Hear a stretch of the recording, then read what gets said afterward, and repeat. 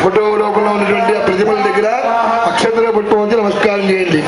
గురు గణపతి స్వరూపం అన్నమాట. గురు గణపతికి ఆ యొక్క స్వామివారి పాదాల దగ్గర అక్షంతలకి నమస్కారం చేసుకోండి.